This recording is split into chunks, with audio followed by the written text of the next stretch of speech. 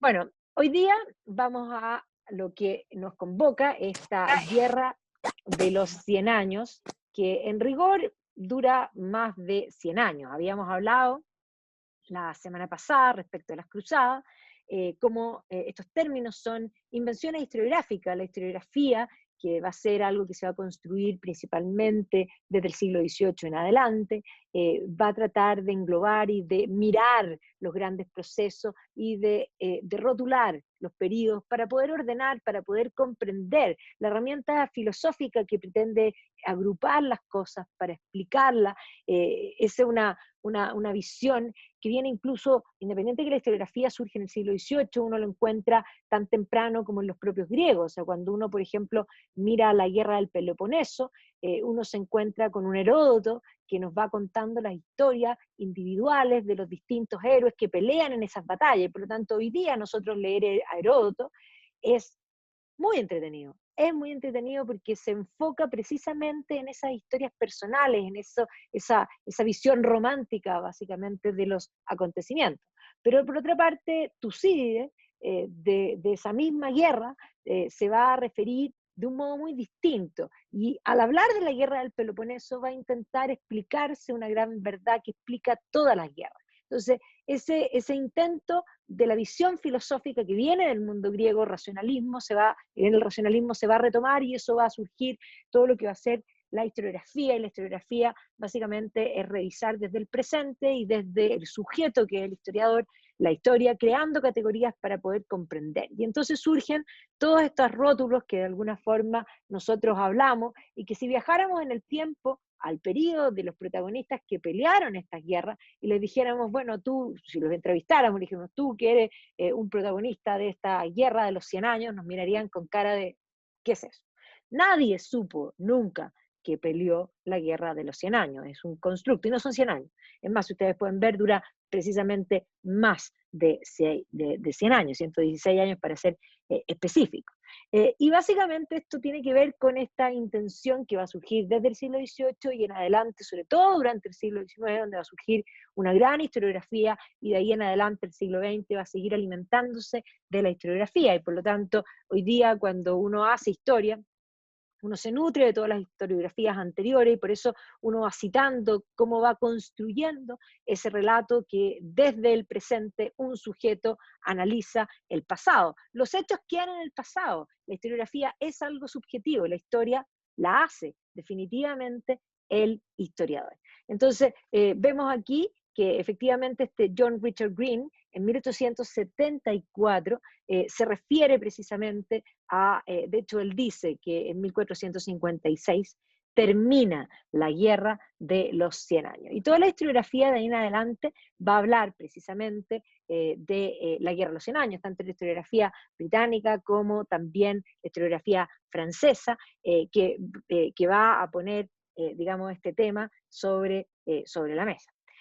¿Y a qué nos referimos con esta guerra de los 100 años? Bueno, nos referimos principalmente a una serie de conflictos dinásticos que se van a dar entre Francia e Inglaterra durante el siglo XIV y que van a comenzar desde un pequeño reducto que quedaba de presencia inglesa en el territorio francés y cómo digamos, en el tiempo esto va a ir aumentando, entonces generalmente se hacen divisiones en lo que son las guerras eduardianas, generalmente se habla, que vamos a hablar precisamente de cuándo comienza, esto que vamos a llamar la guerra de los 100 años, pero vamos a tratar de remontarnos para poder explicar inicialmente esa presencia desde ya inglesa dentro del territorio francés. Entonces las guerras eduardianas, luego se habla generalmente de las guerras carolinas, es decir, una arremetida que viene de parte de Francia, y finalmente que se habla de las guerras Lancastrian, ya que ahí también vamos a tener que comprender y explicar varias cosas en relación a Inglaterra para poder comprender esos términos. Principalmente hay que comprender que el periodo de la Guerra de los 100 años, en cierta parte de su extensión, ya que es muy extenso ese periodo, corresponde también a la llamada Guerra de las Dos Rosas, otro término historiográfico. Nadie supo en esa época que había peleado la Guerra de las Dos Rosas, pero efectivamente esa Guerra de las Dos Rosas, que va a ser un término que va a surgir básicamente desde una idea primeramente de Shakespeare y que posteriormente eso se va a extrapolar en la historiografía como si fuese realmente una realidad per se, pero coinciden los periodos. Entonces, para poder explicar este inicio, este momento en que vemos aquí una presencia que, digamos, británica dentro del territorio francés, voy a remontarme la historia un poco para atrás, primero la historia de Inglaterra, luego voy a juntar la historia francesa y finalmente voy a juntar las dos cosas para que podamos comprender. Y voy a remontar hacia atrás, hacia los reinos todavía anglosajones. Comprendamos que Inglaterra se constituye desde el reino anglosajón de Wessex. O sea, primariamente Inglaterra tenía un sustrato habitado por celtas, principalmente britons. Esos britons van a ser invadidos por los romanos primeramente, después van a ser invadidos una vez que los romanos se van por los anglos, los jutos, los sajones.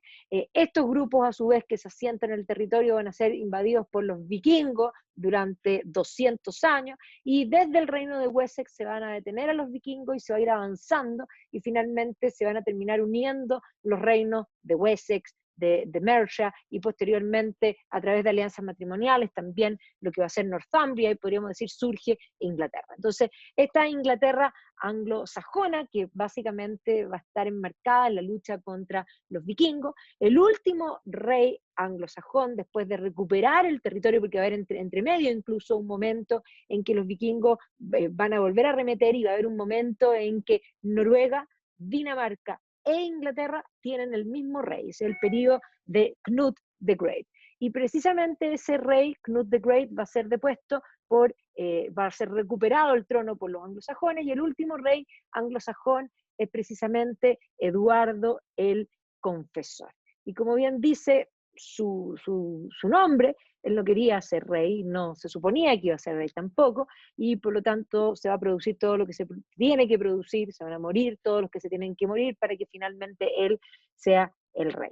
Pero él, como alguien que no quería ser rey, va a decidir mantener un matrimonio casto y va a elegir a un primo de él, que era Guillermo, duque de Normandía, como su sucesor. Pero cuando muere, suceden cosas, nadie sabe exactamente qué sucede, unos van a plantear que en el lecho de muerte se arrepintió, y finalmente el señor anglosajón más importante, que era Harold Godwinson, se va a autocoronar una vez que muere el rey, the king is dead, long live the king, se va a poner la corona, y eso va a implicar que Guillermo, el bastardo, duque de Normandía, quien siempre había sido elegido por su primo como el heredero al trono, decida invadir. Con la mala suerte para Harold Godwinson, que va a ser invadido por el norte por los vikingos, por el último gran vikingo que es Harald Hardrada, y por otra parte por Guillermo desde el sur. Así que el año 1066 es este año emblemático en que se va a producir esta conquista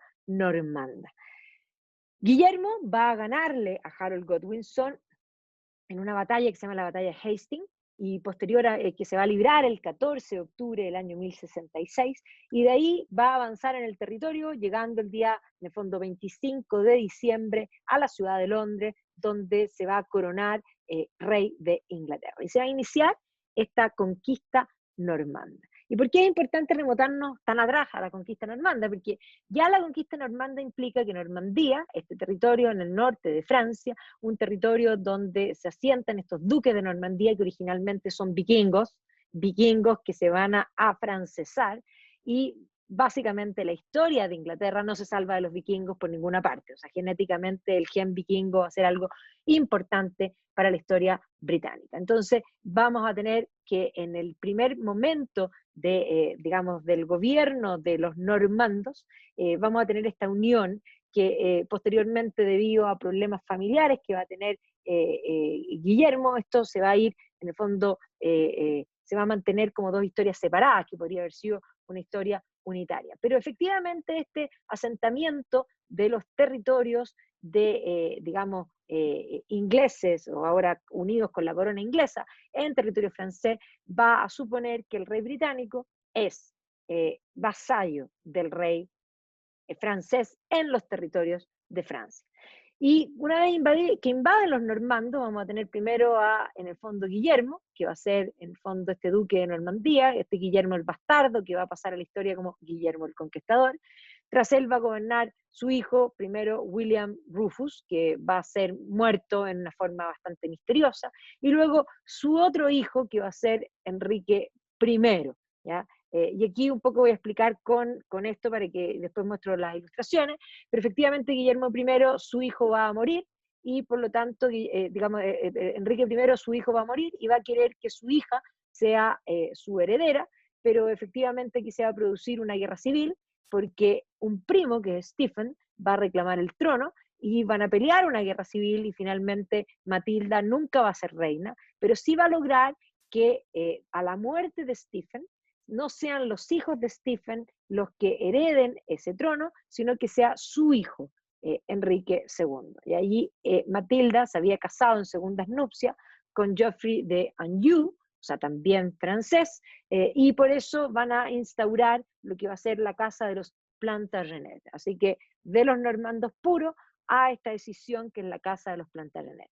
Entonces, después de Guillermo, vamos a tener a William Rufus, o a Guillermo II, que va a ser muerto misteriosamente, varios plantean posiblemente por su propio hermano, que va a terminar siendo el rey después, Enrique I, y Enrique I en el fondo se va a casar con Matilda de Escocia, y van a tener estos dos hijos, y como yo les decía, William va a morir en una tragedia, que se conoce la tragedia del barco blanco, donde básicamente cruzaban el Canal de la Mancha, pero parece que venían de fiesta y venían bastante pasados de copa, y por lo tanto este heredero va a terminar ahogándose.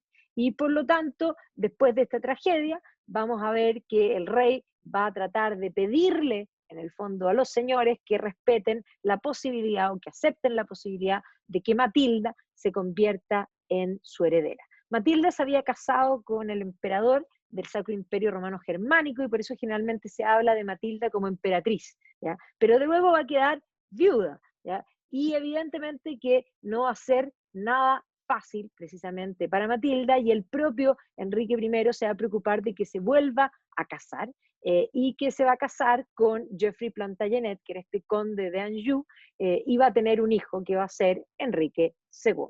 ¿Ya? Entonces aquí vemos precisamente esta situación, porque lo que quería Enrique I es que hubiese un hijo hombre, que Matilda fuese en el fondo como un gobierno entre medio, pero que se asegurara esta línea. Y a la muerte del rey se produce precisamente esto que yo les dije, esta guerra civil entre Stephen y Matilda. Stephen era este primo, además Matilda ni siquiera vivía en Inglaterra, vivía en Francia, y estaba constantemente, había estado varias veces embarazada, por lo tanto no va a poder pelear, pero luego ella va a arremeter y va a volver a Inglaterra, va a pelear y va a ser una dura peleadora por tratar de ella conseguir el trono que le correspondía, y finalmente no va a ganar en el fondo su batalla de convertirse ella en reina, pero sí va a ganar la guerra, porque va a ser su hijo el que se va a convertir en el próximo rey. Así que así van a llegar los Plantagenet, y este es Enrique II, que en rigor es el nieto, o sea, es la misma línea, es una escisión de lo que son los normandos. Y toda la historia medieval, y el periodo que vamos a hablar ahora, tiene que ver con esta dinastía de los Plantagenet. Esta casa de los Plantagenet que inicia con Enrique II, un Enrique II que va a complicar la situación, ya vamos a ver política en relación a Francia, porque se va a casar con Leonor de Aquitania, que va a tener dos hijos reyes, ¿no es cierto?, Ricardo, Corazón de León, y Juan Sin Tierra, y posteriormente aquí vamos a ver, y vamos a llegar al momento de la guerra de los 100 años, básicamente al final de la primera escisión, vamos a ver, digamos, de esta dinastía. Aquí tenemos a Enrique II, un rey que va a ser considerado un rey importante, un rey que además va a tener un ego bastante alto, y que evidentemente va a ser un rey que va a ser importante en el sentido de que va a contraer matrimonio con la que había sido la mujer del rey de Francia. Leonor de Aquitania se las trae, va a ser casada, primero se va a casar con el rey de Francia, que consideraba que estaba casada con un monje, y luego va a acusar con consanguinidad muy cercana, y va a lograr anular en el fondo su matrimonio después de varios conflictos, pero este era un conflicto político, porque comprendamos que Eleonor de Aquitania era la dueña, literalmente, una de los señores, podríamos decir, vasallos más importantes del rey de Francia, y este matrimonio había asegurado estos territorios, pero una vez que ella se separa del rey de Francia, va a tener digamos, la osadía de casarse con el rey de Inglaterra. Así que este matrimonio va a provocar un conflicto político no menor, porque esto va a construir para Inglaterra lo que va a ser el Imperio Angevino. ¿Y qué es el Imperio Angevino? Bueno, es la mitad de Francia. Miren todos los territorios que eran parte del Imperio Angevino.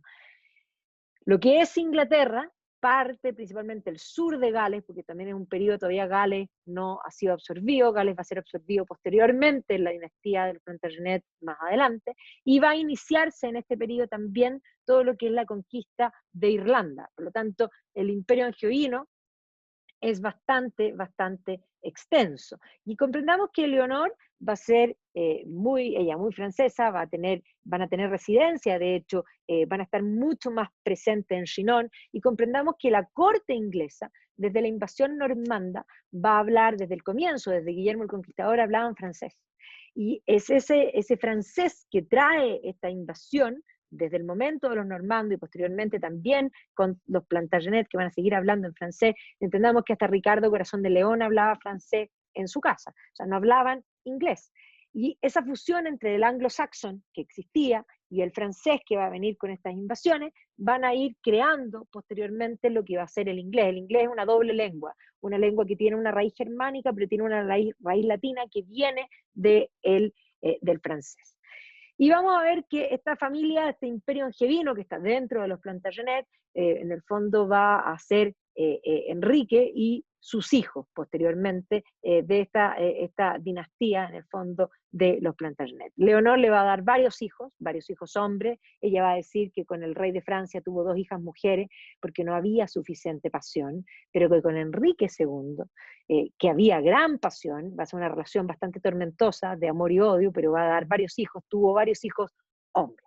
¿Ya? Y ellos van a gobernar este imperio y después van a entrar en conflicto ellos mismos, porque la propia Leonor va a complotar contra su marido, usando también a sus hijos. Eso va a provocar que finalmente Enrique la encierre por el resto de su vida, y posteriormente a la muerte de Enrique, vamos a ver que en el fondo va a asumir el hijo regalón de Leonor de Aquitania, que va a ser Ricardo Corazón de León. Así que Ricardo Corazón de León, este rey que va a ir a las cruzadas, precisamente esta cruzada de los reyes que hablamos la semana pasada, donde Ricardo va a pelear codo a codo con el rey también de Francia, Felipe II. Y Felipe II, que es este Felipe Augusto, básicamente va a ser quien va a recuperar los territorios para Francia. O sea, esto era el imperio angevino, y las conquistas de Felipe Augusto van a implicar que Inglaterra se quede solo con este pedacito. Y eso va a ser con la Gascuña específicamente, y va a terminar aceptando el rey de Inglaterra, que es vasallo del rey de Francia. Y bueno, Felipe Augusto es parte de esta dinastía que va a gobernar toda la primera etapa temprana, de toda la Edad Media básicamente, digamos, en la alta Edad Media va a ser gobernada en Francia por esta dinastía llamada los Capetos. ¿Ya? Entonces, que es una dinastía formada en el siglo X por Hugo Capeto en el 987 y que termina finalmente de extinguirse en línea directa en el 1328. Y precisamente ese momento en que Carlos IV el Bello muere en 1328 sin descendencia es lo que va a provocar el gatillante para lo que vamos a llamar la Guerra de los 100 años. Porque precisamente muere sin descendencia, pero había un problema. Porque si nosotros vemos aquí, precisamente el que va a morir sin descendencia es este Carlos aquí, ¿no es cierto? Y lo que nosotros vamos a ver es que la descendencia más directa para asumir el trono era a través de, en el fondo, su hermana, porque eran hijos de Philippe le Bel, ¿ya? Y Isabela se había casado con Eduardo II de Inglaterra.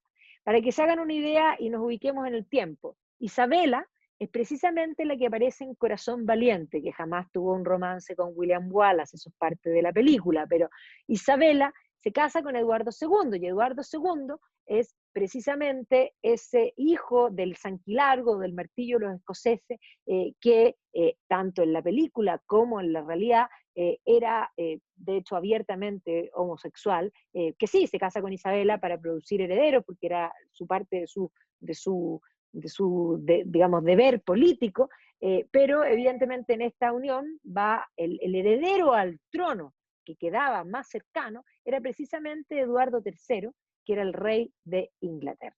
Y ustedes comprenderán que los franceses no estaban nada de llano a aceptar que el rey de Inglaterra se convirtiese en el rey de Francia, porque eso implicaba la unión de los reinos, algo que era prácticamente políticamente indeseable para Francia. Y por lo tanto van a optar y van a usar un argumento jurídico planteando que el trono, no solo en Inglaterra, no solo en Francia, no pueden gobernar las mujeres, es decir, hay ley sálica, sino que además van a establecer que el trono no se puede heredar por línea femenina, por lo tanto no puede ser Isabela la que le entregue el trono a Eduardo, y por lo tanto van a elegir a un primo, aquí una rama menor se va a desviar, y por lo tanto cuando se habla de la casa de los Valois, que va a ser la nueva dinastía, sí es una decisión de los Capetos, pero en rigor se habla del fin de la dinastía Capeto, y comienza esta nueva dinastía que van a ser los Valois, que van a gobernar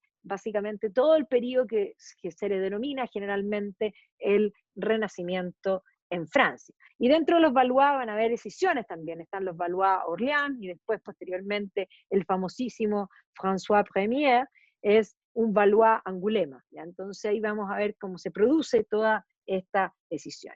Entonces aquí está, ¿no es cierto?, la famosa hija de Felipe el Bello, Isabela, que se casó con Eduardo II, aquí pongo a la Isabela de la película, un poco para que nos ubiquemos en el periodo, y que ella de hecho va a complotar con su amante, ella tenía un amante que era Roger Mortimer, y ella va a complotar con su amante para matar a su marido, ¿ya? Y posteriormente gobernar en regencia de su hijo, que era aún infante. Entonces, Francia va a decidir por este primo, que va a ser Felipe VI de Francia, ¿ya? Y aquí lo vemos que efectivamente va a instaurar esta nueva dinastía que va a ser los Valois, que van a durar hasta el siglo XVI.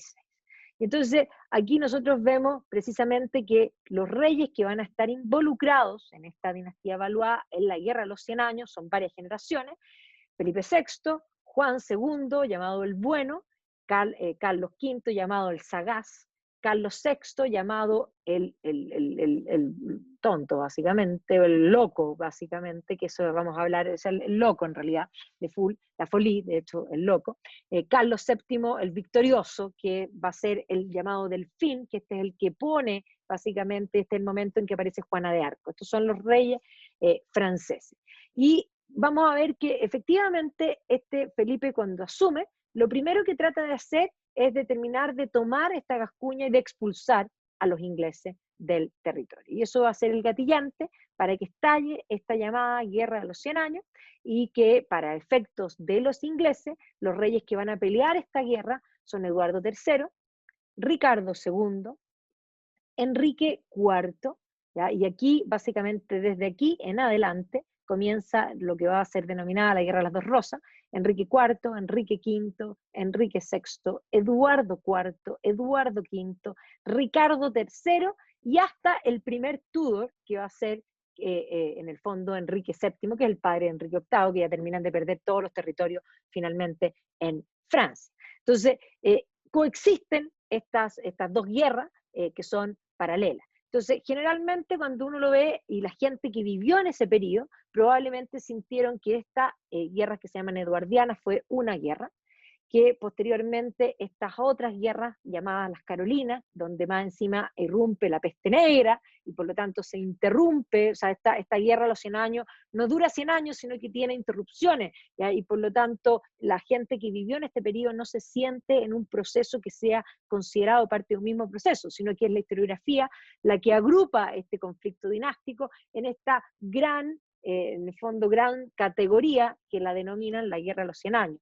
porque finalmente las últimas guerras son las llamadas guerras Lancaster, y finalmente ya se pierde todo el territorio. ¿Ya? Entonces, aquí vemos que Eduardo III, este hijo de Isabela, ¿ya? Y Eduardo II, en el fondo, va a ser quien va a iniciar la arremetida en el momento en que los franceses quieren comerse la Gascuña, van a iniciar estas guerras que son llamadas las guerras eduardianas. Y precisamente las guerras eduardianas son un éxito, porque de tener este territorio, los ingleses van a terminar después de dos grandes batallas, principalmente la batalla de Poitiers y la batalla de Crécy, van a ganar una cantidad de territorio no menor, prácticamente recuperando para Inglaterra esa Aquitania que además era algo que era anhelado, porque Aquitania había estado unida a la corona británica, o sea, entendámoslo como parte de esa idea de recuperar este imperio angevino. Es más, Eduardo va a pelear en la guerra, pero también va a pelear su hijo, que ya era el príncipe de Gales, porque el primer príncipe de Gales aparece con su abuelo, o sea, Eduardo I, el Sanquilargo, ese que trata de conquistar Inglaterra, ese que era el martillo de los escoceses, es denominado el Sanquilargo porque conquista Gales, y cuando conquista Gales, usurpa el título del primus inter partes, de parte, digamos, de los galeses, porque no había rey, sino que había muchos reyes, pero el rey el que estaba sobre todos estos reyes, era denominado el primus inter partes, este príncipe, básicamente, de Gales. Y por lo tanto, Eduardo aquí va a mandar a su hijo, que ya era príncipe de Gales, con ese título, que va a ser una de las figuras más famosas de la primera etapa de esta guerra, que es conocido como el príncipe negro. ¿Ya? El príncipe negro lo llamaban así porque peleaba con una armadura negra y porque era muy ducho en el, digamos, en el campo de batalla, era un gran guerrero que daba de temer, y los ingleses literalmente en toda esta primera parte de la llamada Guerra de los 100 años van a ganar todas las batallas. Y de hecho van a golpear profundamente a los franceses. Aquí está tanto el padre como el hijo vestidos con la orden de la jarretera, como se denomina, ¿ya? Que obviamente es la orden de San Jorge, una orden tremendamente importante como concepto de caballería para el mundo británico. Y aquí está la batalla de Crécy, que se va a liberar en 1346 y que va a ser un triunfo para los británicos y que efectivamente va a comenzar a mostrar que los británicos tienen una superioridad que va a primar en toda esta primera parte de la guerra. Este es un cuadro, evidentemente, de la época del romanticismo, donde vemos precisamente en la batalla de Crécy los cuerpos en el fondo en el campo de batalla, y el príncipe negro, que es esta figura que se convierte, evidentemente, en una figura cuasi mitológica. Se convierte en cuasi mitológica porque efectivamente va a convertirse en un mito, no solo por ganar muchas batallas, sino que también va a morir en el campo, finalmente en el campo de batalla. Y todos aquellos que mueren en su máxima juventud y en su plenitud de sus logros, se convierten en mitos. Igual como yo siempre digo, como la Marilyn Monroe. Bueno, el príncipe negro es un mito que tiene que ver también con eso. ¿Ya? Y aquí vemos a Eduardo también contando los muertos, precisamente, en esta batalla. Y vamos a ver que cuando se está librando digamos, la Guerra de los 100 años, la Guerra de los 100 años coincide con el periodo de la peste negra. Yo siempre digo que si uno tiene una máquina del tiempo, no pongan jamás nunca 1300 nada, porque no les va a ir bien. Vamos a llegar a la Guerra de los 100 años, vamos a llegar a la peste negra, vamos a llegar a una serie de eventos que están sucediendo. El siglo XIV es probablemente, y sigue siendo probablemente, el peor siglo de la historia. No hay historiador que no considere y que no hable incluso en esas categorías, supracategorías históricas del otoño de la Edad Media, que es un término que va a usar el historiador Johannes Huizinga para referirse precisamente a este periodo. Este cuadro de Bruegel es una maravilla, que es precisamente la peste, ¿ya? Con un simbolismo radical que muestra la hecatombe. Entendamos que la peste negra va a matar a la mitad de la población europea. Va a afectar desde 1346, va a penetrar hacia el continente y ya para el año 1349 está prácticamente todo el territorio infectado y va a permanecer, eso para que nos vayamos haciendo una idea, varios años. No habían vacunas en esa época tampoco, pero evidentemente va a ser algo que esta ilustración nos muestra claramente. Va a detener hasta las guerras. La muerte va a detener la guerra de los 100 años por un momento. Y cuando pasan estos años de la arremetida de la peste, la guerra va a retomar y en 1356, en el marco de estas guerras eduardianas, se va a librar otra gran batalla que va a ser la batalla de Poitiers. Nuevamente un éxito para los ingleses. O sea, podríamos decir que en toda la primera parte de la Guerra de los 100 años va a ser precisamente un triunfo británico. Incluso los británicos van a ganar por el norte también, digamos, cruzando el Canal de la Mancha, con batallas en el fondo que tienen que ver con el mundo naval, ¿ya? Y por lo tanto los ingleses van a ganar grandes territorios. Aquí vemos toda esta parte del sur, pero también en las batallas naval, posicionamiento cerca de Calais, que es tremendamente estratégico y la batalla de Crecy se libra precisamente también acá, o sea, Poitiers va a ganar todos estos territorios, y también aquí vemos la batalla en el fondo de Crecy, donde efectivamente Eduardo se va a posicionar en el territorio. Bueno, esto va a provocar que se va a combinar con los efectos pospeste, porque entendamos que la peste negra no solo va a matar a la mitad de la población, sino que eso va a implicar que posterior a la peste, van a haber rebeliones campesinas que se van a dar en todas partes. Y va a ser fruto de la peste, principalmente porque lo que hace la peste es terminar de fragmentar y de destruir el ordenamiento medieval. La sociedad medieval termina muriendo con la peste negra. ¿Y por qué? Porque básicamente la gente sentía que había una estructura medieval que estaba constituido por una parte por el feudalismo y por otra parte por el sustento de la iglesia, y ni el feudalismo ni la iglesia pudieron responder frente al desafío de la peste. Y por lo tanto la desconfianza digamos, de la gente va a ser alta, y además va a morir, insisto, la mitad de la población, lo que va a implicar que post-peste van a haber muerto tal igual la mitad de los panaderos, de los herreros, de los campesinos, y por lo tanto cuando vuelven a las actividades productivas, los herreros que quedaron, los panaderos que quedaron, están dispuestos a trabajar, sí, pero por mucho más salario. O sea, los salarios reales van a subir post-peste, pero antes de ese ajuste van a venir una serie de movimientos campesinos que se van a dar precisamente inmediatamente posterior a la peste, pidiendo reivindicaciones principalmente sociales, ¿ya? Y esto se va a dar también en Francia, se va a dar en Inglaterra también, y en Francia se van a conocer como las jacqueries. Y además estas jacqueries van a estar enmarcadas en este marco de la guerra, de la confusión, de también el desasosiego, podríamos decir, francés, de haber perdido gran cantidad de territorios, de haber perdido a la mitad de la población. O sea, imagínense la situación de acabose-mundo que se estaba viviendo, y las jacqueries básicamente van a ser saqueos, pillaje, que se va a desatar en forma muy brutal en todas las calles y en todas las ciudades básicamente más importantes de Francia, ¿ya? Y por lo tanto aquí vamos a ver cómo precisamente van a intentar detenerse estos movimientos. Aquí vemos todas estas ilustraciones que muestran estas jacqueries, estas rebeliones digamos, de las jacqueries, donde a la gente la tiran al río, donde las personas están con armas matando. Aquí podemos ver precisamente en estas ilustraciones todo este tipo de acciones, los campesinos armados con distintas armas, dispuestos a atacar para llevarse cualquier cosa. Y por lo tanto, el poner el orden va a implicar condenar, matar y en el fondo reorganizar esta sociedad nuevamente. Así que Francia le va a tocar vivir esta situación en el medio de los ataques, en el fondo ingleses, que evidentemente van a complicar la situación.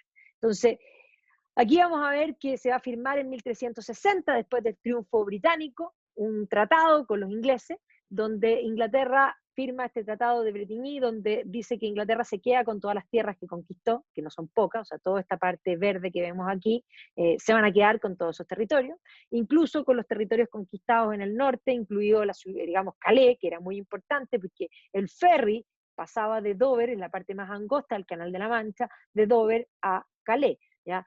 Inglaterra dejaba de ser vasallo, por lo tanto estos territorios pasaban a ser autónomos y totalmente parte de Inglaterra, y además Francia tenía que pagar un rescate monetario porque van a terminar poniendo jaque al rey, tiene que pagar en el fondo una cantidad de dinero en el marco de todos estos problemas sociales que están viviendo, y Inglaterra se asegura renunciar al trono. Y por lo tanto, Francia se queda con el trono, pero tiene que pagar y tiene que renunciar a todos estos territorios. Todo parecía fantástico y aquí en este marco va a terminar muriendo finalmente el príncipe negro, que yo ya les comenté, y evidentemente se convierte en un gran mito.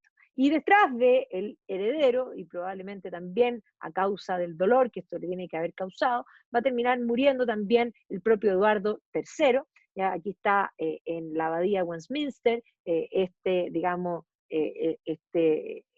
digamos, cara fúnebre de la tumba de Eduardo III, que va a ser este rey que va a triunfar en toda esta primera parte. Y aquí se van a iniciar los problemas. Y se van a iniciar los problemas que van a desatar la guerra de las dos rosas. Y básicamente el problema es que Eduardo, su heredero, era el príncipe negro. Y en vez de elegir a cualquiera de sus otros hijos, porque tenía 4 hijos hombres más, va a elegir a su nieto, ¿ya? En el fondo el trono va a pasar del príncipe negro al que va a ser Ricardo II, ¿ya? Y por lo tanto sus otros hijos, que estaba Lionel de Amberes, que era el duque de Clarence, por una parte, en el fondo no va a gobernar, por otra parte estaba Juan de Gantes, que era el duque de Lancaster, y por eso vamos a usar esos términos, tampoco va a gobernar. Después estaba Thomas Woodstow, que era Gloucester, el duque de Gloucester, que tampoco va a gobernar. Y finalmente estaba Edmund Langley, que es el Duke of York. Entonces nosotros en la Guerra de las Dos Rosas vamos a hablar de la casa de los Lancaster, que vienen por Juan de Gantes, y de la casa de los York, que vienen por Edmund de Langley, que básicamente son hermanos, o sea, es la misma familia. Entonces va a gobernar Ricardo II, que es el hijo del príncipe negro, y que era un joven, que era un niño, que además le va a tocar enfrentar también estos movimientos, digamos, reivindicatorios, sociales de campesinos. Le va a tocar esta rebelión, le va a tocar la rebelión de Wat Tyler por una parte, y aquí vemos precisamente cómo va a hacer frente a estas rebeliones, y que luego va a empezar a ver enemigos, este joven, en mucha gente más allá de simplemente las rebeliones que le tocaba aplacar, y esto, aquí vemos a todos los primos jurando lealtad a Ricardo II. Pero precisamente va a ser uno de estos primos, el hijo de Juan de Gantes, que se llama Henry Bolingbroke, el que va a terminar usurpando al joven Ricardo II. Este Lancaster se va a convertir en Enrique IV. ¿Ya? Y entonces Enrique IV, digamos, primo, usurpador del trono digamos, de Ricardo II, va a ser el que va a tomar el trono y que va a comenzar a gobernar en Inglaterra. Entonces aquí vemos precisamente la coronación de Bolingbroke, y vemos que este pobre Ricardo II es parte de las obras históricas también de Shakespeare, ¿no es cierto?, va a quedar fuera. Así que aquí entra la casa de los Lancaster. La casa de los Lancaster va a gobernar desde Enrique IV, con también su hijo Enrique V, que es considerado uno de los más grandes reyes de Inglaterra, Enrique VI, que se va a terminar volviendo loco, y luego va a venir la casa de los York nuevamente con Eduardo VI, Eduardo V y finalmente Ricardo II. Entonces, para volver a la Guerra de los 100 años, ahora van a ser los Lancaster los que van a pelear. Y vamos a tener que el hijo de Enrique IV va a ser Enrique V, que es considerado una de las obras importantes de Shakespeare. Shakespeare precisamente en sus obras históricas va contando cada uno de estos reyes en el marco de esta llamada guerra, que él va a llamar también Guerra de las Dos Rosas. Entonces, Enrique V va a pasar a la historia como uno de los reyes más importantes.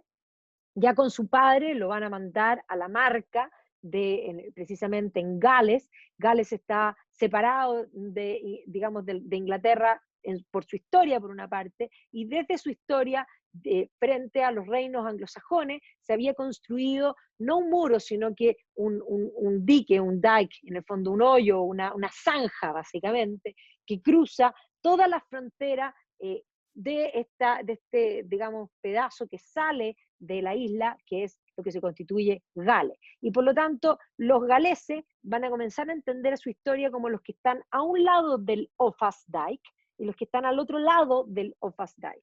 Bueno, a Enrique lo van a mandar precisamente a la Marca, porque Gales va a ser una zona de frontera, una zona conflictiva, y Enrique V va a aprender primero parte de lo que es la guerra en Gales.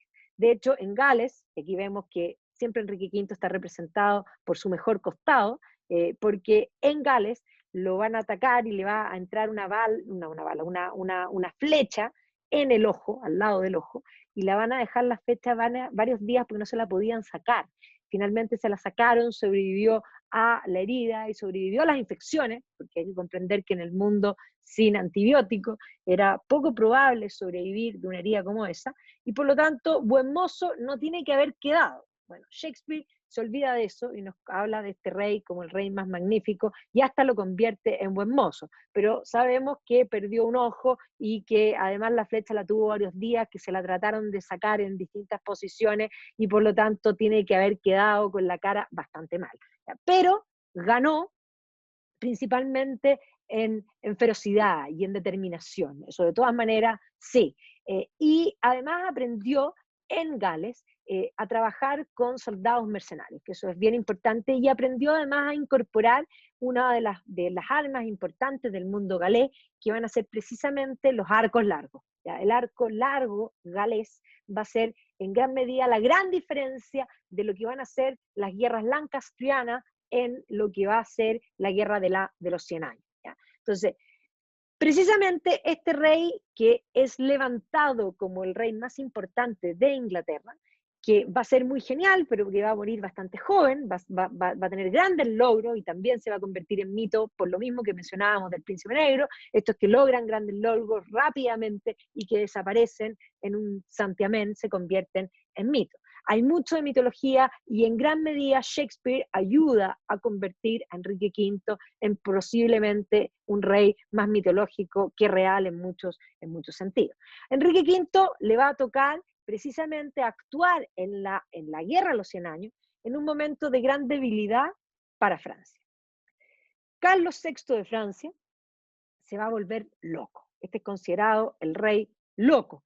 Este rey que era llamado el Amado, Carlos el Amado, que era un rey bastante cercano, y el título, digamos, el apelativo del Amado, se refería a eso, se va a convertir en loco, se va a volver loco, y va a ser muy complicado porque, es más, no reconocía ni a su propia familia, creía que estaba hecho de vidrio y que se iba a quebrar, atacaba en el fondo a sus propios ejércitos, se van a dar cuenta, de hecho van a comenzar los primeros antecedentes de su locura, cuando sale a cazar, digamos, gente cercana a él, y de pronto comienza a atacar él a todos los que estaban alrededor de él sin reconocerlo. ¿Ya? Y estos momentos de locura van a ir acompañados de momentos digamos, de claridad, y por lo tanto esto va a sumir a Francia en una situación bastante compleja. ¿Ya? Va a estar casado él con Isabel de Baviera, que lo va a pasar muy, muy mal, porque precisamente el rey tenía estos momentos digamos, de claridad y luego de confusión y de locura. Y esta situación va a hacer que los nobles en torno a él van a tratar de buscar de cómo ayudar. Y los nobles en torno a él que están buscando cómo ayudar y que además tratan de asesorar, aquí podríamos decir, a la propia Isabel de Baviera, van a dividirse entre ellos. Y por lo tanto, los nobles que quieren ayudar, porque todos quieren ayudar y todos tienen buenas intenciones, se dividen entre ellos para que vean que la política siempre ha operado de esa forma. Por una parte vamos a tener lo que es la casa de Orleans, que posteriormente se va a llamar el grupo, que ya no se va a llamar Orleans, sino que se va a llamar Armagnac, y se va a llamar Armagnac después de que matan al jefe de los Orleans, y por lo tanto se van a denominar los Armagnac contra lo que va a ser la casa de los borgoñeses, ¿ya? O sea, la casa de Borgoña. Y básicamente Francia, mientras en Inglaterra tenemos un reino que se une después del conflicto con, digamos, con Ricardo II, desde Enrique IV y Enrique V vamos a ver que se une, Inglaterra obtiene un momento, podríamos decir, de sólido y de claridad. Francia está en medio de una guerra civil entre los Armagnac y los borgoñeses. Y por lo tanto esta guerra civil además toma una escalada importante. De hecho, van a terminar los borgoñeses matando a Luis de Orleans, ya que por lo tanto la casa de Orleans va a pasar a ser conocida después como la casa de los Armagnac. Miren esta ilustración, Luis de Orleans es muerto en plena calle, y no solo es asesinado, sino que le cortan la mano. O sea, aquí vemos la mano en el fondo separada del cuerpo, o sea, un poco mostrando el nivel de violencia que esto va a alcanzar. Por el lado de los borgoñeses, Juan el Temerario ya va a ser el que va a tomar en el fondo el partido por este lado, y los borgoñeses y los de Armagnac van a agarrarse literalmente en la calle. Miren esta ilustración aquí, a este lo decapitaron, aquí hay una mano, aquí hay sangre, a esta mujer la están literalmente apuñalando, estos otros están levantando la espada. O sea, esto va a ser una situación de guerra civil en Francia. Entonces Francia va a estar precisamente en esta situación. A esta mujer también la están matando, a esto los están, como dirían los franceses, porque el término para lanzar a alguien por la ventana, diciéndolo de un modo más elegante, es defenestrar. ¿Ya? La defenestración era algo bastante propio de todas estas guerras, que lo vamos a ver sobre todo la próxima semana cuando hablemos de las guerras de religión, donde ese término va a pasar a ser básicamente algo incluso de probar si Dios está con ellos o Dios no está literalmente con ellos. Entonces aquí vemos la matanza de los borgoñeses y de alguna forma las calles con esta guerra civil. Y justamente cuando esto se está produciendo en Francia, Enrique V decide atacar y hace un sitio en la ciudad de Honfleur. ¿Ya? Y por lo tanto aprovecha esta debilidad de Francia y toma Honfleur. Y precisamente desde Honfleur, y teniendo claro esta debilidad del mundo francés, se va a librar esta batalla que es tan importante para los ingleses, que va a ser la batalla de Agincourt. Lo primero que hay que decir es que no hay ningún lugar en Francia que se llame Agincourt. Hay un lugar que se llama Azincourt, ¿ya?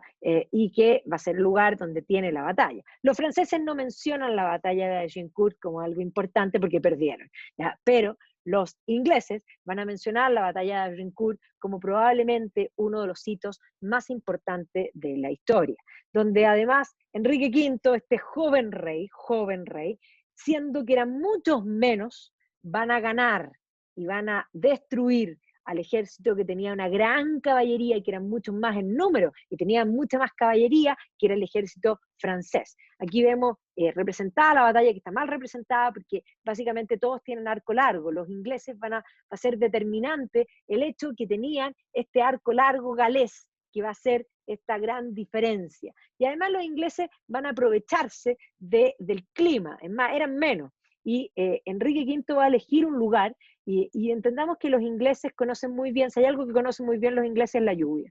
Y entendiendo la lluvia y el territorio, van a elegir un lugar que se produce justamente una bajada, y entendiendo que en esa bajada se va a acumular barro, y sabiendo que los franceses tenían una caballería pesada, los esperan precisamente ahí para que la caballería arremeta y que se vayan quedando entrampados en el barro, y finalmente esa estrategia es la que permite, aquí están los franceses atrapados con sus caballos y todo en el barro, y los ingleses les van a finalmente a ganar.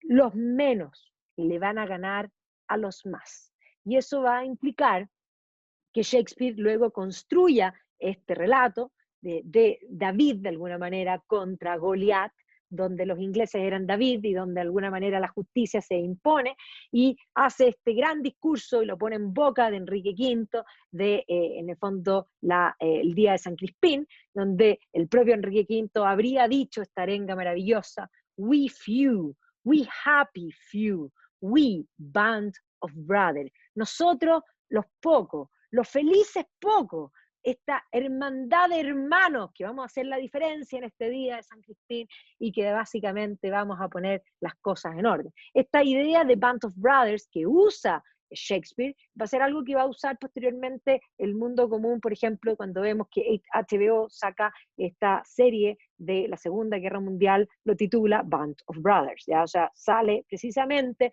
de esta heroica recreación de lo que es, en el fondo, la batalla de Agincourt.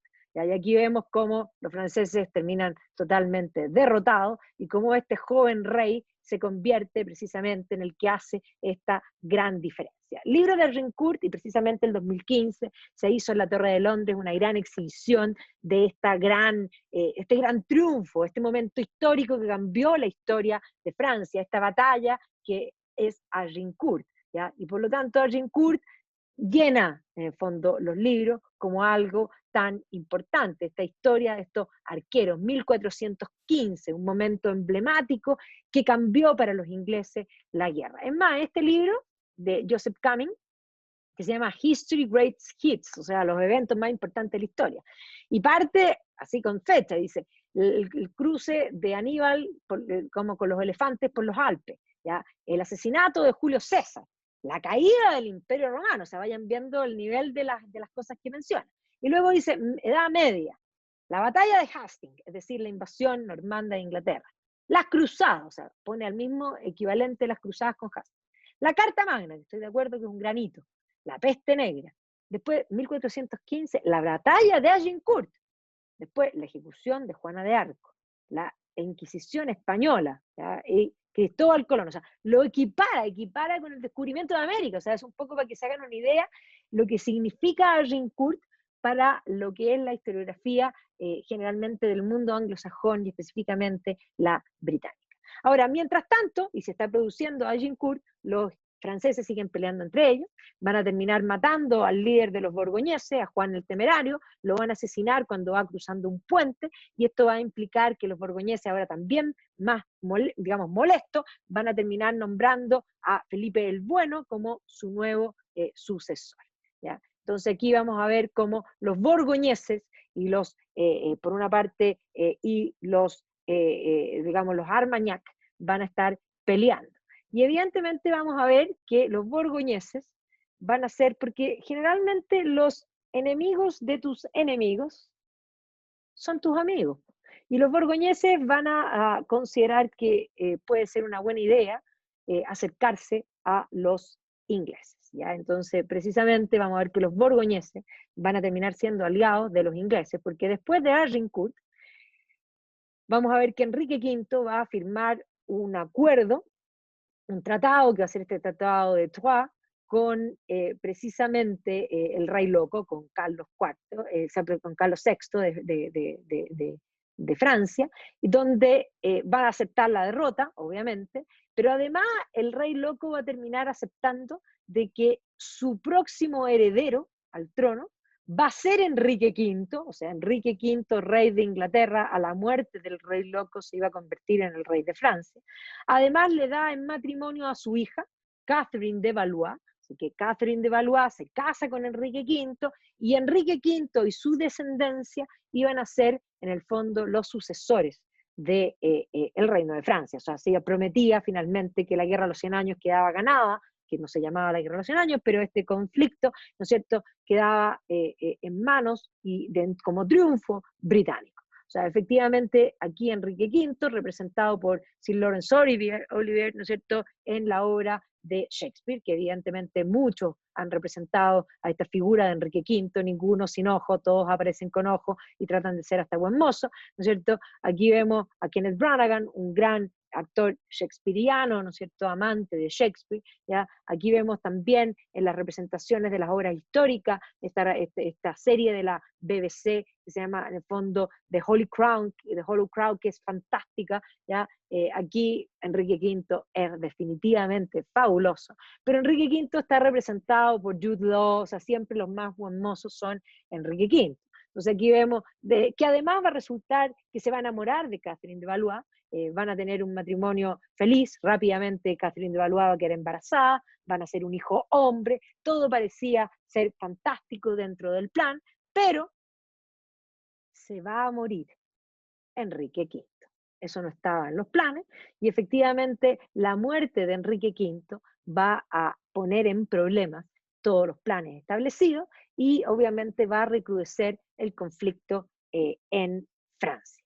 ¿Ya? Entonces aquí vamos a ver que efectivamente a la muerte de Enrique V, su hijo tiene 9 meses y todo va a quedar en manos del hermano, que es John de Lancaster, que era el duque de Bedford, que va a seguir peleando en el fondo este conflicto. Así que aquí está el duque de Bedford y que va a resumir de alguna manera y retomar las batallas. Y precisamente Enrique V había dejado en estas condiciones el mapa, o sea, habían en el fondo recuperado los franceses un cierto territorio en el sur, pero todavía tenían territorios en el sur, pero habían ganado gran cantidad de territorio en el norte. Aquí está Agincourt, y habían básicamente con el acuerdo con los borgoñeses, habían logrado tener una presencia muy importante. La batalla de Agincourt se produce en 1415.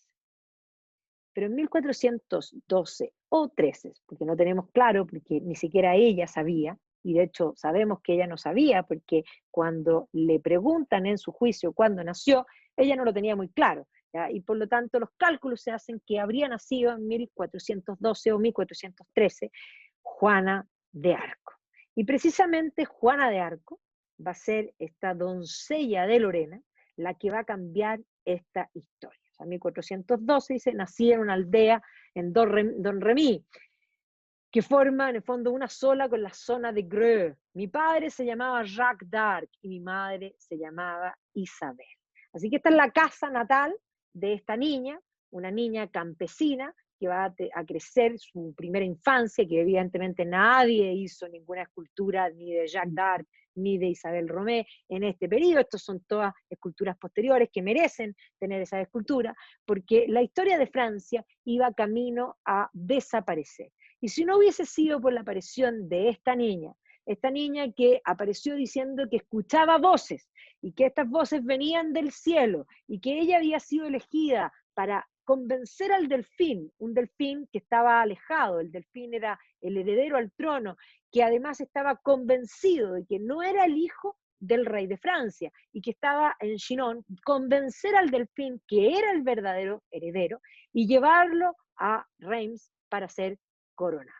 Así que esta joven que va a escuchar estas voces en el jardín de su padre alrededor de los 13 años, va a ser definitivamente la que va a cambiar la historia de Francia. Cuando yo tenía 13 años, dice, escuché una voz de Dios, dice Juana en uno de los juicios. Juana va a tener 2 juicios, ¿ya? Un juicio, bueno, de hecho va a tener primero, va a comparecer en Poitiers, documentos que no los tenemos, va nuevamente a comparecer en su juicio y posteriormente a la muerte de Juana va a haber un segundo juicio donde además muchos de los testigos de la vida de Juana van a volver a aparecer y por lo tanto de la vida de Juana sabemos muchísimo. Pero Juana de Arco lo que va a hacer básicamente es que Francia de estar así termine estando así.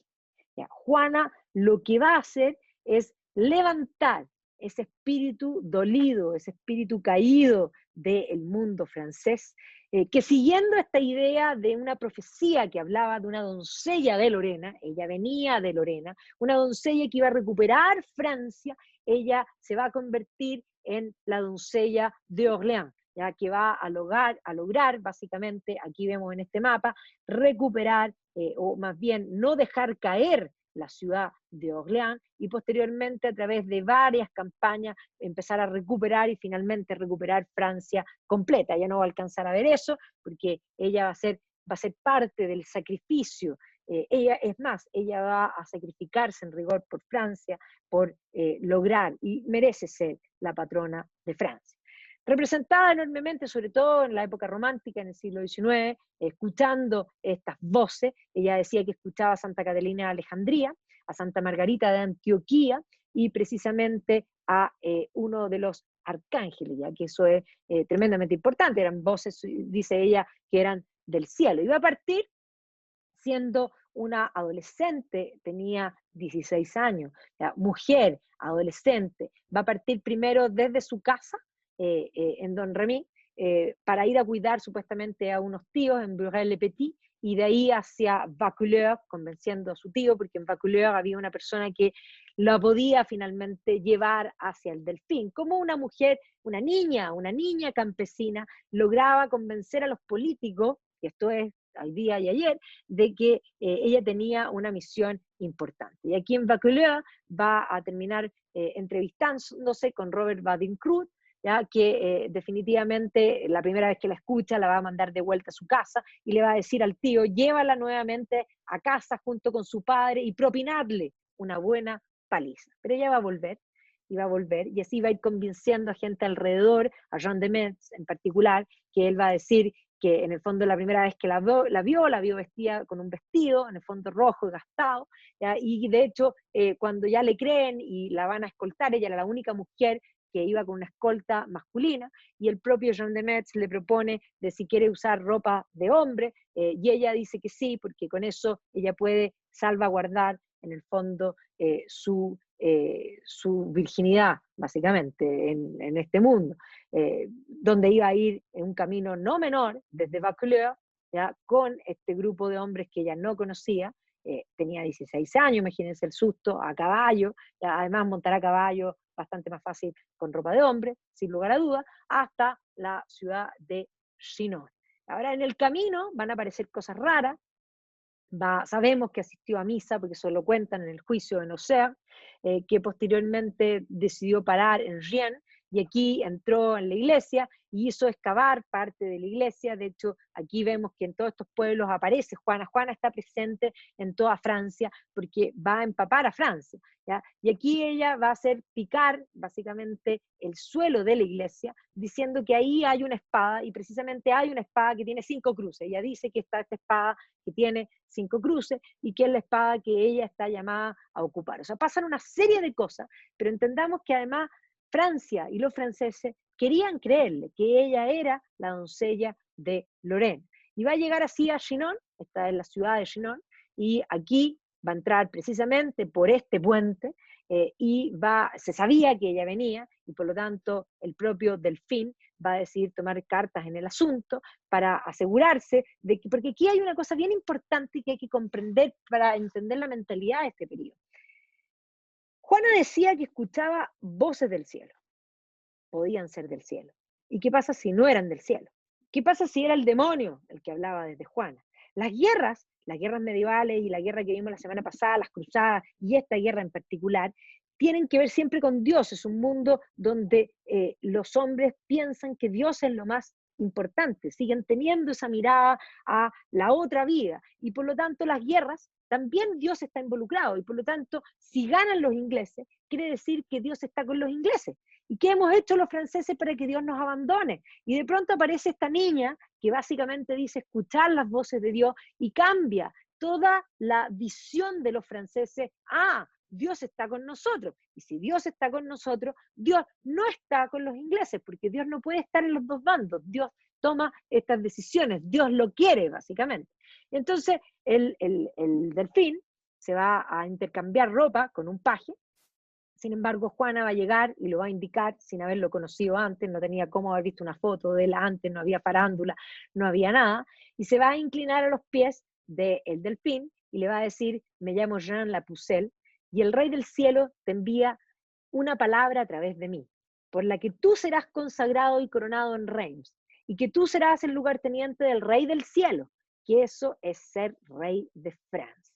¿Ya? Y eso precisamente es lo que va a decir el testimonio en uno de los juicios, en el fondo Juan II, que era el duque de Alençon, ¿ya? Que va a ser uno de los que va a testificar posteriormente en el juicio de Juana. Ahora, el Delfín se va a alejar a una pieza aledaña con Juana. Juana le va a decir algo que no sabemos qué le dijo, ¿ya? Y que la Regine Pernoud, en su libro sobre Juana de Arco, se atreve a suponer, y yo creo que con mucha certeza, lo claro está en que lo que le dijo, sin saber qué fue lo que le dijo, fue algo que convenció al Delfín a apoyarla. El Delfín tenía secretos, y probablemente lo que le dijo tenía que ver con esos secretos, con esos temores íntimos. Y sabemos que el gran temor íntimo del Delfín era que su madre le había dicho en forma constante de que él no era hijo del rey de Francia, y por lo tanto no se sentía realmente el delfín. Y por eso no había tomado las decisiones de hacer lo que correspondía en el momento que correspondía, y la moral de Francia entera y la moral del delfín estaban totalmente en el suelo. Y por lo tanto lo que la Regine Pernoud plantea que le habría dicho Juana es que el rey del cielo y que sus voces le habrían dicho que él sí era el, en el fondo, el hijo del rey, que era algo que el rey quería escuchar, ¿eh? De todas maneras. O sea, qué mejor que frente a la angustia, seré o no seré, no había genética en esa época, y por lo tanto, que te digan eso, ¿ya? Y por lo tanto, aquí vemos que después le va a decir, tal y cual, le va a decir, con mis respetos te digo que tú eres el verdadero heredero del rey de Francia, hijo del rey, y él me envía para guiarte a Reims, ¿ya? Y precisamente posterior a esto, a pesar de que el rey ya le cree, la van a mandar a examinar porque tenían que probar, primero la profecía hablaba de una doncella, y por lo tanto tenían que probar que efectivamente fuera una doncella, así que la van a someter a exámenes para comprobar que no haya sido tocada por hombre. Luego la van a llevar a una junta de teólogos en Poitiers, que van a investigar todo respecto a las voces, se van a demorar varios meses, y esta junta de Poitiers va a concluir que las voces son del cielo. Esto es súper importante porque en el momento en que esta junta de teólogos establece que las voces de Juana son del cielo, eso significa que Dios está ahora con Francia. Y si Dios está con Francia, no está con los ingleses, ¿ya? Y eso es inmensamente importante porque incluso después, cuando venga el juicio de Juana de Arco, van a exigir, Juana va a pedir dice, pero todo eso ya lo dije en Poitiers, ¿por qué no traen lo que hablamos en Poitiers? Y vamos a ver que aquí en el momento del juicio van a empezar a operar otras fuerzas, que son las fuerzas políticas, y que los documentos de Poitiers van a desaparecer, ¿ya? Y eso es parte de los intereses de la política posterior para eliminar a Juana. Entonces, el proceso que va a tener en Poitiers va a durar varias semanas, y Juana va a estar bastante inquieta hasta que finalmente ya le van a permitir poder liderar y en el fondo avanzar con los ejércitos. Y una de las cosas fundamentales para poder abrir el camino para llevar al delfín a Reims, porque tenía que ser coronado en Reims, había que liberar en el fondo la zona, y precisamente la ciudad de Orléans estaba al punto de caer, que está precisamente en el centro, y si Orléans caía también Francia. Entonces el rey finalmente le va a dar ejército, le va a poner hombres que saben de milicia, y de hecho una de las cosas más increíbles va a ser que la propia Juana, que tiene 16 años, va a decidir hablar de estrategia, lo que al principio va a molestar muchísimo a varios de los que eran militares, pero que posteriormente va a tener acierto, y va a ganarse el respeto básicamente de todos aquellos teniendo 16 años y siendo mujer, ¿ya? O sea, no es menor la figura de Juana de Arco. Y precisamente aquí vemos el sitio de Orleans, que Orleans estaba resistiendo, sitiada precisamente por los ingleses, y básicamente se va a dar cuenta Juana que necesita rodear la ciudad y entrar precisamente al revés, y por lo tanto cruzar el río por un lugar que no es el puente para poder hacer, digamos, esta estrategia y poder liberar Orleans. Muchos plantean y tratan de establecer de que lo que sucedió en Orleans fue suerte, pero posteriormente a esto, Juana va a ganar varias batallas, va a ganar la batalla de Jargeau, va a ganar la batalla de Mont-sur-le-Loire, va a ganar la batalla de Bégancy, y va a ganar también una batalla que va a ser muy decisiva, que va a ser esta batalla llamada de Patay, ¿ya? Pero evidentemente en Orleans va a ser recibida con vítores, ella va a hacer un estandarte específico que muestre que ella es una enviada del cielo, el mismo color blanco que se ve a la distancia, que evidentemente alimenta todas las almas, ¿ya? Ella además va a estar en vigilia, ¿no es cierto? Y duerme en vigilia dormía vestida, que muestra como un ángel, esto evidentemente es un cuadro del periodo romántico, y ella va a liderar lo que va a ser la liberación y la toma finalmente de Orleans. Es más, durante la toma de Orleans, ella que va a tomar la delantera y que va a estar dirigiendo, aquí vemos ilustraciones de la época donde aparece Juana precisamente dirigiendo la toma de Orleans. Va a ser herida, le va a llegar una flecha, y es más, todos van a quedar absolutamente helados, que es el fin, y ella, 16 años, va a tomar la flecha, se va a sacar la flecha, y luego va a seguir en el fondo peleando. Y por lo tanto esto va a mostrar que si no muere con la flecha, si de alguna manera se rompe el sitio de Orleans por su acción, que ella es definitivamente una enviada del cielo. Ella va a ser inmensamente rigurosa, porque después de que toman en el fondo la ciudad de Orleans, era un día sábado. Entonces al día domingo, los generales van a querer que ella vaya y ataque a los ingleses, quieren atacar a los ingleses. Y ella se niega, dice, no, no, no, un día domingo no los vamos a atacar. Y básicamente salen sin, digamos, atacar, pero la presencia disuasiva, y además entendamos que entre los ingleses también genera temor el estandarte y su presencia. Si Dios está con ella, Dios no está con nosotros, también lo plantean los ingleses. Y por lo tanto, en el día domingo, los ingleses se retiran. Ella va además a exigir que todos ese día en el fondo estén en el campo de batalla, los obliga a ir a misa, los obliga a comulgar, y por lo tanto vamos a ver que va a establecer un cierto rigor que va a sorprender a muchos y que evidentemente también va a ser vinculado como que es una enviada del cielo. Ella además va a expulsar, y esta ilustración es una ilustración de la época, ¿ya? Donde Juana está expulsando a las prostitutas, porque la guerra de los 100 años es una de las primeras guerras. Y de hecho, muchos historiadores, sobre todo del ámbito económico, plantean que la guerra de los 100 años va a durar más de 100 años, básicamente por un tema económico, porque se van a crear los primeros ejércitos profesionales y que básicamente era mejor económicamente mantener la guerra que terminar la guerra. ¿Ya? Y por lo tanto, estas tropas que estaban movilizadas en forma constante y que tenían un sentido profesional, generalmente eran acompañados por prostitutas. ¿Ya? Y esto era bastante común, y Juana va a expulsar en el fondo a estas damas de compañía, podríamos decir, de los ejércitos que estaban en el fondo tan asentados. Y Juana va a entrar triunfante en Orleans, como lo vemos aquí, se va a sentar en esta casa por un pequeño periodo, y luego va a arremeter en otras batallas. Aquí está peleando Jargeau, que va a ser un triunfo, en Meung-sur-le-Loire también va a ser otro triunfo, en Vengency otro triunfo, y los franceses van a estar totalmente convencidos de que Dios está con ellos y que Juana trajo el cambio. Y la batalla más decisiva va a ser, en el fondo, Patay, que finalmente va a abrir el camino para que Juana, con su estandarte, pueda, digamos, guiar. Aquí están todas las batallas, desde Orleans, aquí están todas las batallas que va a pelear, y van a abrir el camino para poder, en el fondo, avanzar, y van a seguir peleando varias batallas para poder llegar a la ciudad de Reims, que está precisamente en territorio ocupado, o sea, en el territorio, digamos, borgoñese y anglo-borgoñés. Aquí está la catedral de Reims, donde precisamente se va a producir este evento para el que ella había sido elegida por estas voces, de llevar al delfín para que sea coronado como rey de Francia. Entonces, el propio delfín también va a interpretar que este era el rol de Juana, pero Juana en el fondo quería continuar porque ella consideraba que no terminaba su misión sino hasta que los ingleses realmente salieran del territorio francés y de recuperar la ciudad capital, París. Ya, o sea, había que recuperar también la ciudad de París.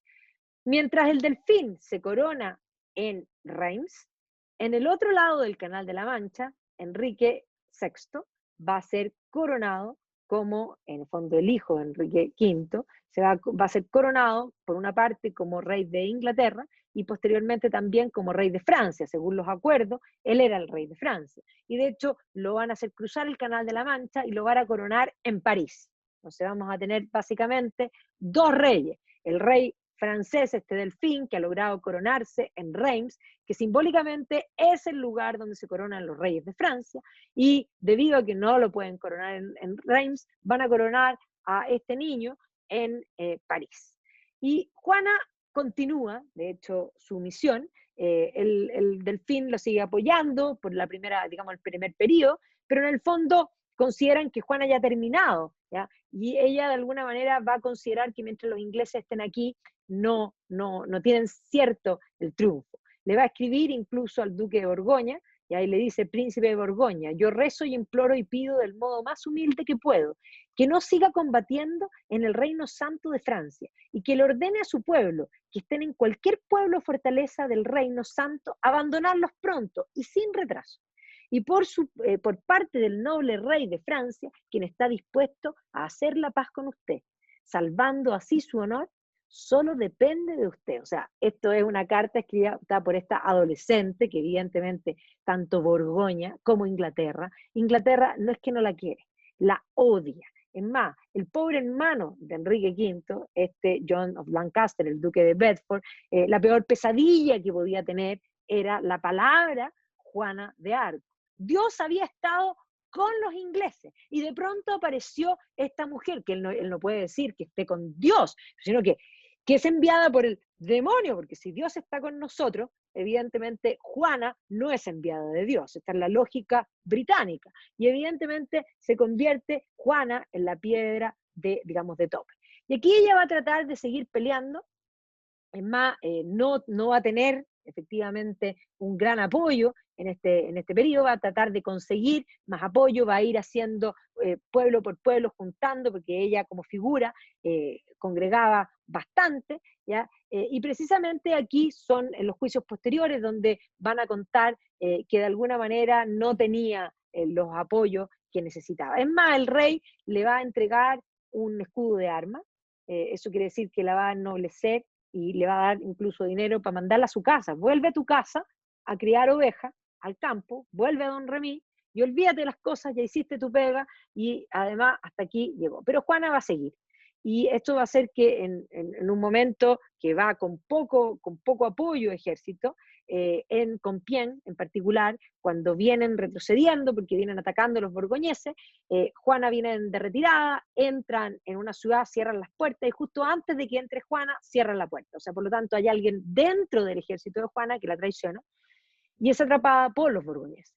¿Ya? Entonces, la van a llevar a este castillo de Berrevois, ¿ya? Y aquí va a ser entregada por los borgoñeses a los ingleses, y los ingleses a su vez la van a entregar rápidamente a la Inquisición.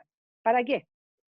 Para lo que hacen los políticos propiamente tal, lavarse bien las manos, y en el siglo XIV, ya lo habían probado varias veces, si tú querías sacar a alguien del camino, políticamente, lo acusabas de herejía, por supuesto. Es más, el propio Philippe le Bel, que había sido en el fondo anterior precisamente a la guerra, el padre de Isabela, ese que se había casado, que había generado el problema en el fondo del inicio de la guerra de los 100 años, había acusado al propio Papa de herejía y había montado un juicio al Papa por la Inquisición. Y el mismo Felipe el Bello, ese mismo, había acusado a los templarios de herejía y los había acusado de herejía para quedarse con la plata de los templarios.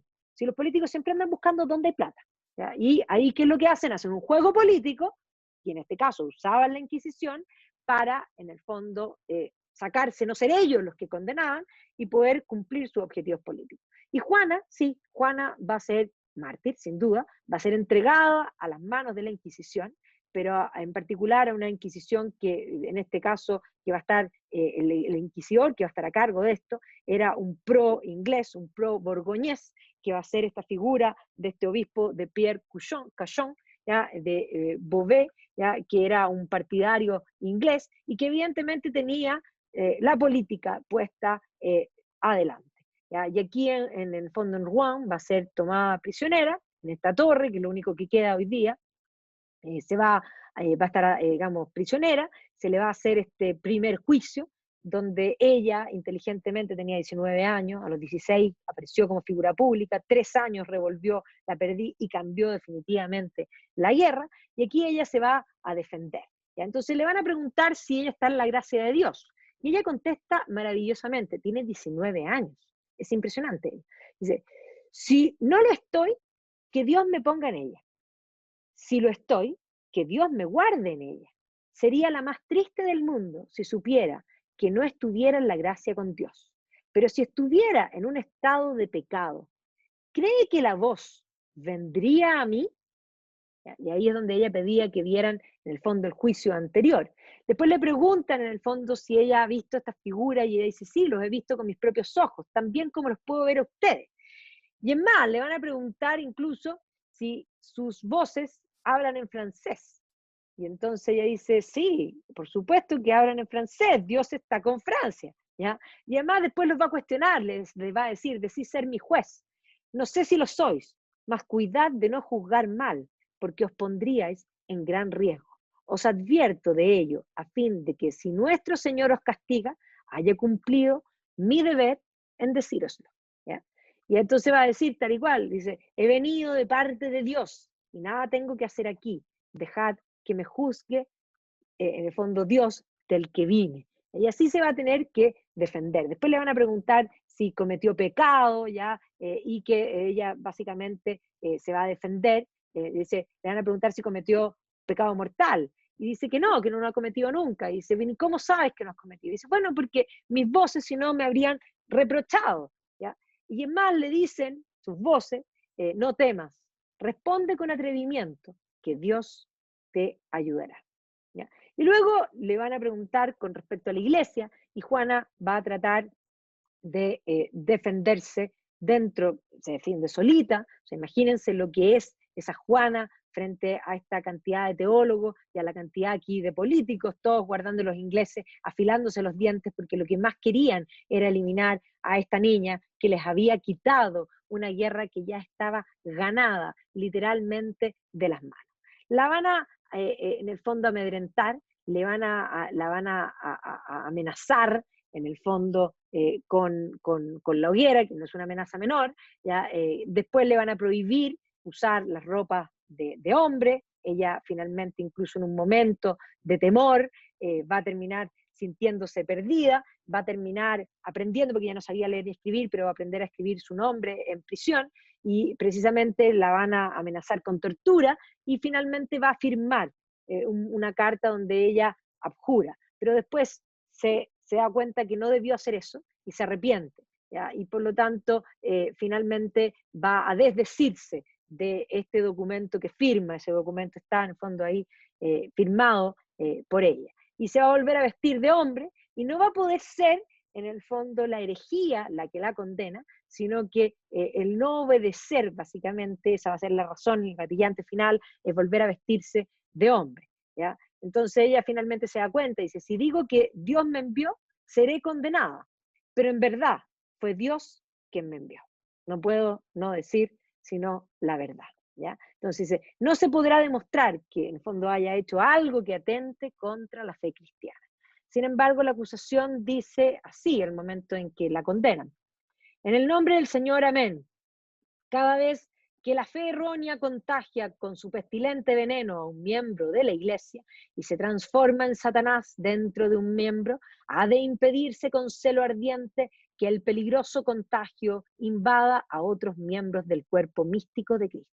Por ello, declaramos nosotros, Pedro, por la misericordia divina del obispo de Beauvais, a vos, Juana, llamada comúnmente la Pucelle, la doncella, apóstata, idólatra, hechicera. Con esta sentencia declaramos que hemos juzgado sobre vos, que como un miembro gangrenoso sois excluida de la unidad de la iglesia y arrancada de su cuerpo para que no contagiéis a los otros miembros, y que seréis entregada, y aquí viene nuevamente el washing hands, lavándose las manos, al brazo secular. O sea, el brazo secular, los políticos la entregan a la Inquisición la condena diciendo que hereje, pero la entrega al brazo secular, y aquí rápidamente los ingleses se apuran, y hereje, reincidente, renegada, idólatra, y en Rouen rápidamente la queman. ¿Ya? Y aquí vemos todas las pinturas románticas, evidentemente, que muestran el final de Juana de Arco, que en esta plaza va a ser quemada. Y aquí muchos dicen, bueno, ¿y qué hizo el Delfín? ¿Y qué hicieron los franceses? Miraron, porque efectivamente estaba siendo condenada por el Tribunal de la Inquisición. Y entonces el propio rey de Francia, más que cobarde, hay que decir que aquí hay más que cobardía, sino que hay que comprender que si la Inquisición la condenan y Juana es enviada por el demonio, su trono no tiene validez. Si Juana es una enviada del demonio, él fue llevado digamos, a ser coronado por las fuerzas del mal. Aquí en esta guerra pelea el bien y el mal, definitivamente. Y por lo tanto, el juicio de Juana, por injusto que hoy día nos parezca, hay que comprenderlo bajo la lógica de el por qué no la defienden. No la defienden porque efectivamente aquí se tiene la duda, se sembró la duda si ella era una enviada del cielo, como se había afirmado, y por eso desaparecen los documentos de Poitiers, con gran premura, porque era muy importante que eso no se viera, porque aquí la política es la que arremete. Así que la pobre Juana de 19 años va a ser quemada. El Delfín va a quedar con este cargo de conciencia, con esta duda, si es que era o no era, se va a quedar en silencio, lo que parece para los efectos y para los ojos del siglo XXI algo muy cobarde, pero posteriormente a la muerte de Juana, sus padres de hecho van a pedirle al Papa que revise este juicio, y por lo tanto el juicio se va a anular y se va a hacer un nuevo juicio. Y en ese nuevo juicio todavía están vivos todos los que de alguna manera tuvieron presencia en la vida, injerencia en la vida de Juana, y por lo tanto en este nuevo juicio va a eliminarse la condena y va a comenzarse a comienzo, de hecho ya en el siglo XX, su proceso de canonización, la beatificación primero, después la canonización en 1920, y se va a convertir ya desde antes, desde su muerte, en la patrona de Francia, porque efectivamente este martirio va a implicar que Francia termine de arremeter y finalmente gane definitivamente la guerra de los 100 años. Aquí vemos que es curioso, pero los que más representan a Juana de Arco son precisamente los ingleses, probablemente porque se sienten culpables del sacrificio de esta niña. ¿Ya? Millet la pinta maravillosamente. ¿Ya? Aquí vemos a Dante Gabriel Rossetti, que no la pinta una vez, sino que la pinta varias veces, Jean Lapucelle. ¿Ya? Aquí vemos también, obviamente, los franceses, Paul Antoine, ¿no es cierto?, de La Boulage, que la van a pintar, precisamente el romanticismo va a poner sus ojos sobre Juana. ¿Ya? Y aquí vemos cómo los ingleses posteriores, del final del siglo XIX, la van a pintar constantemente. Sin duda fue Juana la que cambió esta historia. Los ingleses ganaron en las guerras eduardianas y en las guerras lancastrianas, y precisamente estas guerras que se denominan las Carolinas, donde inicia básicamente la presencia de Juana, y ya con la muerte de Juana, digamos, en adelante, Francia se recupera. Merece ser, sin lugar a duda, la patrona de Francia. Sin Juana no habría habido Francia. La guerra de los 100 años, este proceso que lo vemos ahora a la distancia y que lo llamamos así, habría sido ganada por los ingleses, sin Juana. Ahora, de este periodo, bueno, y en torno a todo lo que hemos hablado, hay varias, en el fondo, películas, novelas y historiografía. Recomiendo primero todas las obras históricas de Shakespeare, que por una parte las pueden leer, pero por otra parte también pueden ver esta producción que hizo la BBC, que sacaron todas las obras y que son realmente no buenas, fabulosas, así que se las súper recomiendo. Sí están hechas, como siempre las obras de Shakespeare, con el lenguaje shakespeariano, pero con actores magníficos, que siempre la experiencia de escuchar a Shakespeare por personas que hablen un inglés, veamos, precioso, suena, es una experiencia somática maravillosa, pero además la producción es increíble, así que se la súper recomiendo. Más allá de lo difícil que es comprender el inglés shakespeariano, aunque tenga los subtítulos, de fondo se complica, muchas veces no tiene, ¿ya? Pero es difícil. Por otra parte, la segunda parte, y aquí novela, que cuando Ken Follett escribe, en el fondo, Los Pilares de la Tierra, escribe la segunda parte, que es El Mundo Sin Fin, que está en el marco precisamente del contexto de la Guerra de los 100 años, así que eso es lo que aparece precisamente en esa novela y en esa serie. El propio Bernard Cornwell, que ha escrito precisamente The Last Kingdom, que ahora está muy de moda como serie en Netflix, ha escrito también sobre, y no habla de Agincourt, sino que usa el término real francés, Azincourt, y también toda esta historia de los arqueros, en el fondo, en el marco de la Guerra de los 100 años, ¿ya? Y aquí también, precisamente, este periodo de 1356, ya la parte final, en el fondo, de esta guerra. Varias otras novelas que tienen que ver con esta guerra. Historiografía, bueno, yo aquí recomiendo varias bibliografías de la Universidad de Cambridge.